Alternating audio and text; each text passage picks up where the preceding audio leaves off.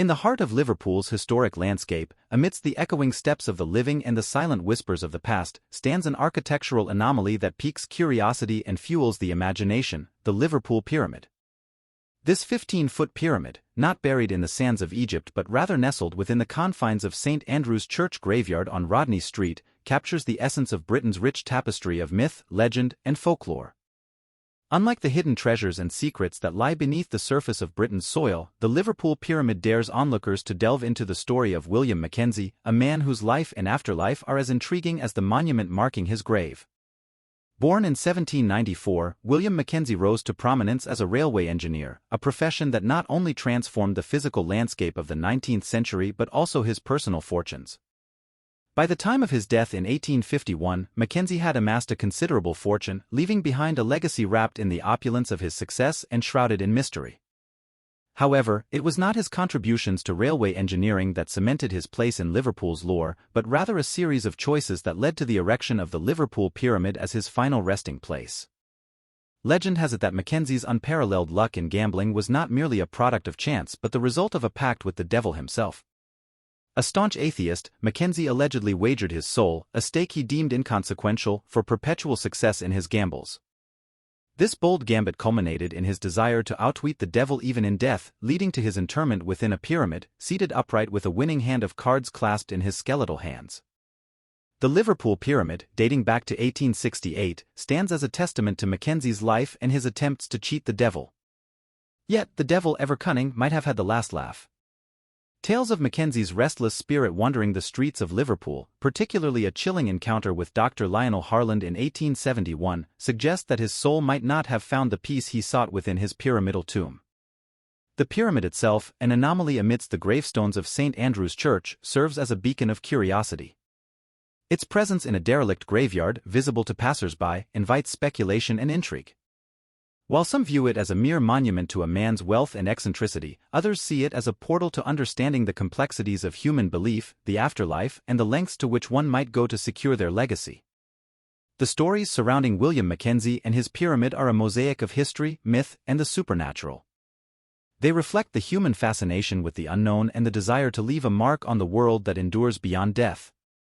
Mackenzie's pyramid, whether viewed as a final act of defiance against the devil or a unique memorial to a life lived on one's own terms, remains a captivating chapter in Liverpool's storied past. As the Liverpool Pyramid continues to stand against the backdrop of time, it serves not only as a reminder of William Mackenzie's earthly pursuits but also as a monument to the enduring power of storytelling. It challenges us to look beyond the surface and explore the depths of our heritage, where the lines between the real and the ethereal blur, leaving us to wonder about the truths that lie buried within our own legacies. Now please enjoy a short horror story we have written about this infamous location. This following story is purely fictional.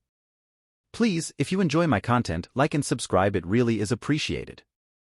In the shadowed heart of Liverpool, where history whispers through the cobblestone streets and fog clings to the air like a shroud, there lay an enigma that had puzzled and terrified the locals for generations. At the center of this mystery was the Liverpool Pyramid, a dark, imposing structure that stood defiantly in the graveyard of St. Andrew's Church. It was the final resting place of William McKenzie, a man whose legacy was as murky and disputed as the fog that perennially enveloped his tomb. Mackenzie, a renowned railway engineer of the 19th century, was rumored to have amassed his fortune through a pact with the devil himself. A gambler by nature, he was said to have wagered his soul in a high-stakes game of cards, securing a lifetime of luck but dooming his afterlife to eternal servitude under Satan's gaze.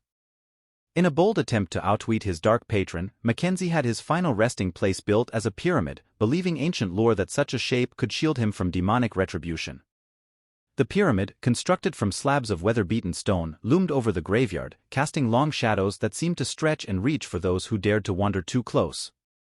It was said that Mackenzie was entombed sitting upright, clutching a winning hand of cards, ready to play his final game against the devil.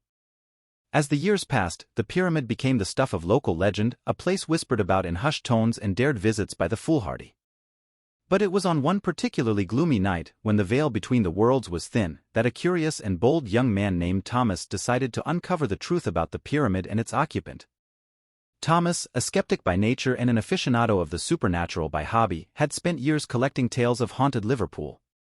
Yet, the story of William McKenzie and his eerie pyramid had always eluded him, always seemed just beyond the grasp of his understanding. Fueled by a mixture of bravery and recklessness, he set out under the cover of night, determined to face the pyramid alone. The graveyard was silent as he made his way through the mist, the only sound his footsteps crunching on the gravel path. As he approached the pyramid, a cold chill ran down his spine, an instinctive warning that he was treading on forbidden ground. The air around the monument felt charged, electric, as if the very atmosphere was alive with whispered warnings and spectral energy. Ignoring the creeping fear that knotted his stomach, Thomas circled the pyramid, searching for any sign of entry, any clue to the mysteries that lay within. It was then that he heard it, a faint, almost imperceptible tapping, coming from the heart of the stone structure. Tap, tap, tap, a sinister rhythm that seemed to beckon him closer. With each step toward the source of the sound, the air grew colder, the mist thicker. Thomas could see his breath in the air, a ghostly vapor that seemed to dance and twist before him. The tapping grew louder, more insistent, as if whatever lay within knew of his presence and was impatiently awaiting his approach. As he reached out to touch the cold stone of the pyramid, the ground beneath him trembled, and a deep, guttural laugh echoed through the night, surrounding him, enveloping him in dread. The laugh was not of this world, it was a sound of pure malevolence, a declaration of a presence ancient and evil. Frozen in fear, Thomas could only watch in horror as the ground in front of the pyramid began to shift, stones grinding against each other as an unseen force sought to break free from its earthen prison. The air turned frigid, and the mist swirled violently around him, forming shapes that were almost human, almost recognizable as the tormented souls of the damned. It was then, in the chaos of the supernatural storm that he had unleashed, that Thomas realized the grave mistake he had made. The legends were not mere stories, they were warnings, and he had ignored them to his peril. As the ground opened up before him, revealing a dark, gaping maw that seemed to lead straight into the bowels of the earth, Thomas understood that some doors, once opened, could never be closed again. And from the depths of that dark abyss, a voice whispered, a sound so filled with sorrow and malice that it chilled him to his very core. "Welcome," it hissed, "to the game that never ends." As the voice echoed around him, Thomas felt an icy grip on his heart. The ground beneath his feet was no longer stable, it felt as though the earth itself was ready to swallow him whole. The mist, now thick and almost palpable, swirled with increasing ferocity, as if alive with the souls of the damned, their wails barely discernible over the howling wind. The air crackled with an otherworldly energy, and Thomas could see shapes moving within the mist, shadows that seemed almost human, yet twisted and contorted into forms of despair. The laughter that had once echoed around him had now settled into a low, menacing growl, filling the air with dread. With every ounce of courage left in him, Thomas stepped closer to the abyss, the darkness before him an invitation to the unknown. The voice spoke again, this time louder, more demanding. "Join us," it beckoned, "embrace your fate." As he peered into the darkness, Thomas saw something move, a shadow, darker than the night itself, slowly rising from the depths of the earth. It was as if the very darkness had taken form, a spectral figure shrouded in a cloak of shadows, with eyes that burned like coals. These were not the eyes of a human. They were the eyes of something ancient, something evil. Thomas wanted to run, to escape the nightmare that had unfolded before him, but his legs refused to move. He was rooted to the spot, transfixed by the figure that now stood before him. It was then that he realized the figure was holding something, a deck of cards, their surfaces gleaming in the moonlight. The shadowy figure extended its hand, offering the deck to Thomas. "Your turn," it whispered, its voice a mix of temptation and malice. Thomas knew instinctively that this was no ordinary game, it was a duel for his soul, a challenge he could not refuse. With trembling hands, he reached out and took the deck. The moment his fingers brushed against the cards, a surge of energy coursed through his body, a power so overwhelming it nearly brought him to his knees. The mist around him began to coalesce, forming into spectral figures that watched in silent anticipation. Thomas dealt the cards, his heart pounding in his chest. The game had begun, a game that would determine his fate.